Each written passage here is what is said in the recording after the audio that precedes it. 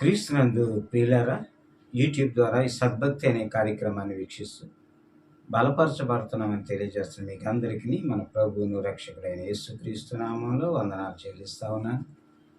చాలామంది సహోదరులు అడుగుతా ఉన్నారు, అయ్యగారు యేసు ప్రభు వారు శిలువ మీద మాట్లాడిన 7 మాటలని మాట్లాడండి అని చెప్పి వారి నిమిత్తం చేస్తా ఉన్నాం. ప్రియులారా, మరి మొన్నటి దినాన శిలువ మీద మాట్లాడిన మొదటి మాట మరి క్షమాపణ గుణము కలిగినటువంటి మాటని మనం చూసాం. ఈరోజు ప్రియులారా, మరి అదేవిధంగా మనం గమనించినట్లయితే రెండవ మాట అయినటువంటి రక్షణను గూర్చిన మాటని మనం చూద్దాం.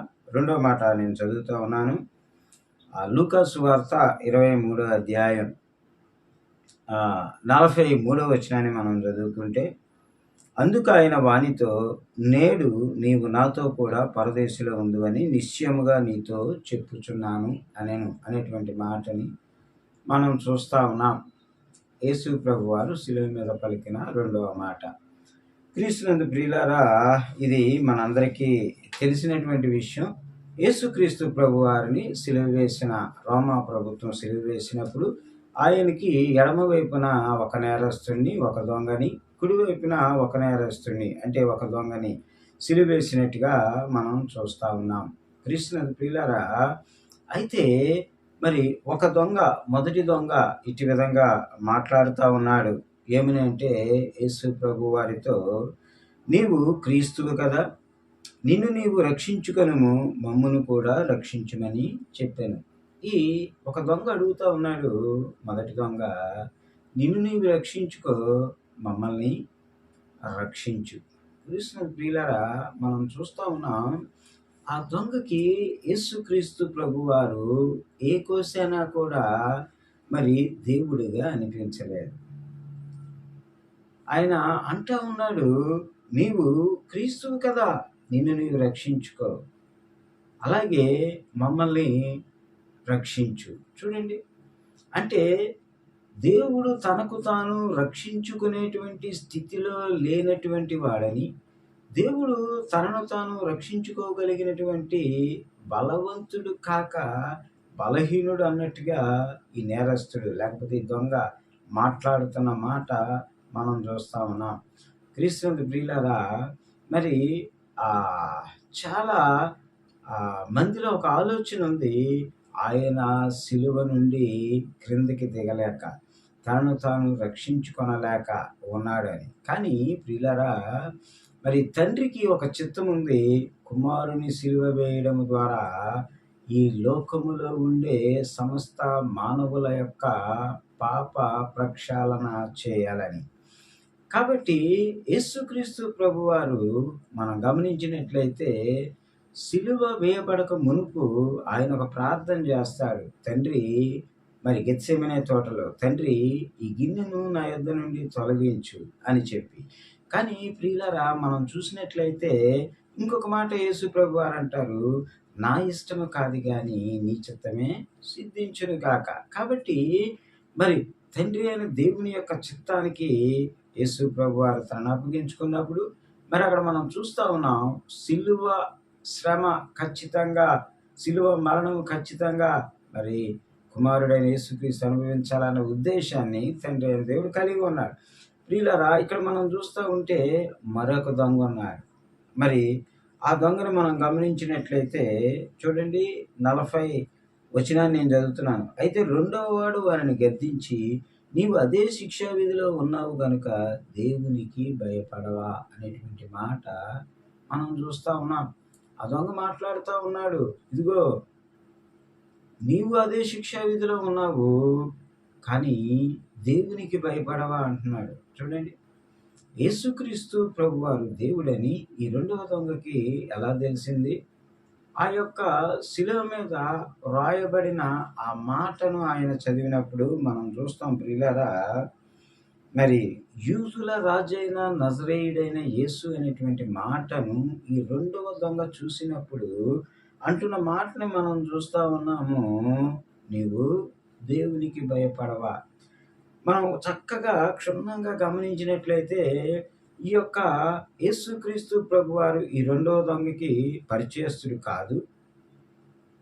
లేకపోతే మనం గమనించినట్లయితే శిష్యులు తిరిగినట్టుగా 3.5 సంవత్సరాలు ఆయనతో తిరిగినవాడు కాడు. ఏమండి? మరి మనం గమనించినట్లయితే ఆ ఇస్కరియోతు యూదా 3.5 సంవత్సరాలు ఆయనతో తిరిగి ఆయన్ని వెండి నాణేలకు అమ్మి, మరి ఆయన ఆ వెండి నాణేలను పారవేసి, మరి ఇస్కరియోతు యూదా ఒక మాట అనడం మనం చూస్తూ ఉంటాం. మత్తయి సువార్త 27వ అధ్యాయం 4వ వచనంలో, నేను నిరపరాధ రక్తమును అప్పగించి పాపం చేసితిని. చూడండి. కాబట్టి ప్రియులారా, మరి ఏ పరిచయము లేనటువంటి ఈ యొక్క రెండవ దొంగ అంటున్నాడు, నేను దేవునికి భయపడవా? యేసుక్రీస్తు ప్రభువారిని దేవుడిగా గుర్తించాడు. ఆ శిలువ మీద ఆయన్ని చూస్తున్నప్పుడు ఈ రెండవ దొంగకి పశ్చాత్తాపం వచ్చింది. ఈ రెండవ దొంగకి మరి మారు మనసు వచ్చింది. ఈ రెండవ దొంగకి దేవుని పట్ల విశ్వాసం కలిగింది. చూడండి.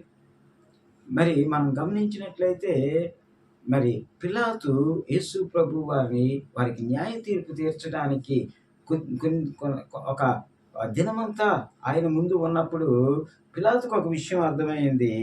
ఈయన యందు ఏ దోషమును నాకు కనబడలేదు అని యోహాను సువార్త 19వ అధ్యాయము 4వ వచనంలో అన్నట్టుగా మనం చూస్తాం. మరి అదే విధంగా మనం చూసినట్లయితే పిలాతు భార్య పిలాతుతో అన్నమాట మత్తయి సువార్త 27వ అధ్యాయం 19వ వచనాన్ని మనం గమనిస్తే, నీవు ఆ నీతిమంతుని జోలికి పోవద్దు అని చెప్పినట్టుగా మనం చూస్తే, వీళ్ళందరూ కూడా ముందుగా కొంత పరిచయం ఉన్న వ్యక్తులు కాబట్టి యేసుక్రీస్తు ప్రభువారు నిర్దోషి అనేటువంటి విషయాన్ని వారు గుర్తెరిగారు. కానీ ఈ దొంగకి ఇంతకుముందు యేసు ప్రభు వారితో పరిచయం లేదు.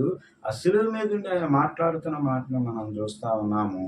ఇక్కడ మనం గమనించినట్లయితే, ఇదిగో నీవు దేవునికి భయపడవా అని మరొక దొంగతో అంటున్న మాట మనం చూస్తాము. అంతేకాదు ప్రియులారా, అక్కడ చెప్తున్న ఇంకొక మాట, మనకైతే ఇది న్యాయమే, మనము చేసిన వాటికి తగిన ఫలము పొందుచున్నాము గాని ఈయన ఏ తప్పిదము చేయలేదని చెప్పి. చూడండి. మరి కొంత పరిచయం ఉన్న వ్యక్తి చెప్పిన విధంగా ఏ పరిచయం లేనటువంటి దొంగ ఆయన్ని గమనించి చెప్తున్న మాటలు మనం చూస్తా ఉన్నాం. అంతేకాకుండా ప్రియులారా, ఆయన అంటున్న మాట, యేసు ప్రభు వారిని చూచి, యేసు నీవు నీ రాజ్యములోనికి వచ్చినప్పుడు నన్ను జ్ఞాపకము చేసుకొనుము అనేను. చూడండి. మనం గమనిస్తే యేసు ప్రభు వారితో ఈ దొంగ అంటున్న మాటను మనం గమనిస్తా ఉన్నాం. అయ్యా, నీ రాజ్యముతో నీ వచ్చినప్పుడు నన్ను జ్ఞాపకము చేసుకో అంటున్నాడు. చూడండి, యేసు ప్రభు వారిని ఆయనకి ఒక రాజ్యం ఉందని, ఆ యొక్క రాజ్యానికి మరి వారసులు అవ్వాలన్న ఉద్దేశంతో ఆయన అడుగుతున్నాడు, నన్ను జ్ఞాపకము చేసుకో అంటున్నాడు. అంటే చాలా దయ కలిగించేటట్టుగా, మరి ఆ జాలి కలిగించేటట్టుగా ఆయన అడుగుతా ఉన్నాడు. నీవు నాకు నీ రాజ్యములో చోటివ్వ అనట్లేదు, నీ రాజ్యానికి నన్ను వారసుడు చెయ్యి అనట్లేదు, కానీ నన్ను ఒకసారి జ్ఞాపకం చేసుకో ప్రభువా. చూడండి, మనం గమనిస్తా ఉన్నాం ఆ యొక్క మరి ఆ దొంగలో ఎంత మారు మనసు అనేది, ఎంత పశ్చాత్తాపం అనేది. అందుకే ఇందాక మనం చూసుకున్నాం, మనకైతే ఈ శిక్ష న్యాయమే, కానీ ఆయనకి కాదు అనేటువంటి మాట. ప్రియా దైవజనమా, ఎప్పుడైతే ఆ రెండవ దొంగ ఆ మాట అన్నాడో, వెంటనే యేసుక్రీస్తు ప్రభుల వారు ఆయన యొక్క పశ్చాత్తాపాన్ని, ఆయన యొక్క మరి ఆ దేవుణ్ణి అడుగుతున్న ఆ విధానాన్ని, ఆ యొక్క మరి ఆ దయ పుట్టించేటువంటి ఆ మాటలు, నన్ను జ్ఞాపకము చేసుకునేటువంటి మాట యేసు ప్రభు వారికి ఇష్టపుట్టినప్పుడు ఆయన అంటున్న మాట మనం చూస్తూ ఉంటాం. ప్రియులారా, మనం చదువుకున్న రెండో మాట, అందుకు ఆయన వానితో, నేడు నీవు నాతో కూడా పరదేశిలో ఉందువని నిశ్చయముగా నీతో చెప్పుచున్నానని. వెంటనే యేసు ప్రభు వారు ఆ దొంగతో అంటున్న మాట, ఇదిగో నేడు నీవు నాతో కూడా పరదేశిలో ఉందు అనేటువంటి మాట. సాధారణంగా భూమి మీద ఏ మనిషికైనా బైబిల్ చెప్పేటువంటి ఒక విధానం ఏంటంటే, మారు మనసు పొందుకోవాలి, పాపక్షమాపణ పొందుకోవాలి, బాప్తిస్మం తీసుకోవాలి, సంఘములో చేర్చబడాలి, బలలో పాలు పంపులు పొందుకోవాలి. మరి దీనికంతటికీ మరి ఒక క్రమమైన విధానము 8 విషయాలతో చెప్పబడ్డది. కానీ ఈ దొంగ కేవలము ఏమండి యేసు ప్రభు వారిని దేవుణ్ణి దేవుడిగా గుర్తించి ఆయన జారిపడేటట్టుగా ఈయన అడగడం ద్వారా ఆయన నిత్య జీవాన్ని పరదేశికి వారసుడైనట్టుగా మనం చూస్తా ఉన్నాం. చూడండి, ఇప్పటికైతే పరలోకము కానీ నరకానికి కానీ ఓపెనింగ్ అవ్వలేదు. కానీ దేవుని కొరకు చక్కగా బ్రతికి చనిపోయిన వారు పరదేశంలో ఉంటారని, ఇదిగో మరి దేవునికి వ్యతిరేకమైన జీవితము జీవించిన వారు పాతాళంలో ఉంటారని బైబిల్ మనకు సెలవిస్తూ ఉంది. ఈ దొంగను మనం చూస్తే ప్రియులారా, మరి దేవునిగా గుర్తించడం ద్వారా దేవునికి తగినట్టుగా ఉన్న ఆ సమయంలోనే పరదేశకు వారసుడయ్యారు. ఈ రాత్రికాల సమయాన మన మధ్యలో ఒక ప్రశ్న ఉంది. మనము ఒకవేళ క్రైస్తవులుగా ఉన్నామా? ఒకవేళ సంఘానికి వెళతా ఉన్నామా? ఒకవేళ క్రీస్తుని వెంబడిస్తున్నామని అనుకుంటూ ఉన్నామా? అయితే మన మధ్యలో ఒక ప్రశ్న, మరి నీ జీవితము మరి మరణానంతరము పరదేశకి వెళ్ళేవారిగా, లేకపోతే తీర్పు తీర్చబడిన తర్వాత నిత్య జీవానికి వెళ్ళే విధంగా ఉందా? ప్రార్థన చేసుకుందాం. మహాపరిశుద్ధుడా, మిక్కిలి ప్రేమించిన ఘనమైన తండ్రి, నీ బంగారు పాదాలకు వందనాలు. ఇదిగో ప్రభా, ఈ వర్తమానాలు ఇంటూ బలపరచబడుతున్నామని తెలియజేస్తున్న ప్రతి ఒక్క బిడ్డని ఆశీర్వదించండి, దీవించండి. ఈ యొక్క కార్యక్రమాలను అనేకులకు షేర్ చేస్తున్న బిడ్డలను ప్రభా మీరు ఆశీర్వదించండి అయ్యా. నీకు వందనాలు. అనేకులు సాక్ష్యాలు చెప్తా ఉన్నారు. వర్తమానాలు వినడం ద్వారా గృహాల్లో జరిగేటువంటి గొప్ప ఆశీర్వాదాలను బట్టి నీకు స్తుతులు చెల్లిస్తా ఉన్నాం. ఇదిగో ఈ వర్తమానాలను పంపిస్తూ ఈ కార్యక్రమం ప్రభా మరి అనేకులకు ఆశీర్వాదకరంగా ఉంచుతూ అనేకులు ప్రయాసపడుతున్న ప్రతి బిడ్డ మీరు ఆశీర్వదించి దీవించమని త్వరలో రానియున్న నజరేయుడైన యేసు శక్తి కలిగిన నామములో ప్రార్థన వేడుకొంచున్నాం పరమ తండ్రి. ఆమేన్. ఆశీర్వాదంతో సెలవు తీసుకుందాం. మన తండ్రి అయిన దేవుని యొక్క ప్రేమ, కుమారుడైన యేసుక్రీస్తు వారి కృప, పరిశుద్ధాత్మ అన్యోన్య సహవాసము సన్నిధి మనకును సర్వలోక పరిశుద్ధులకును సదాకాలము తోడేలా నడిపించును గాక. ఆమేన్. ప్రియులారా, ఈ కార్యక్రమాలు మీకు ఆశీర్వాదకరంగా ఉన్నట్లయితే అనేకులకి షేర్ చేయడం మానవద్దు, మరవద్దు.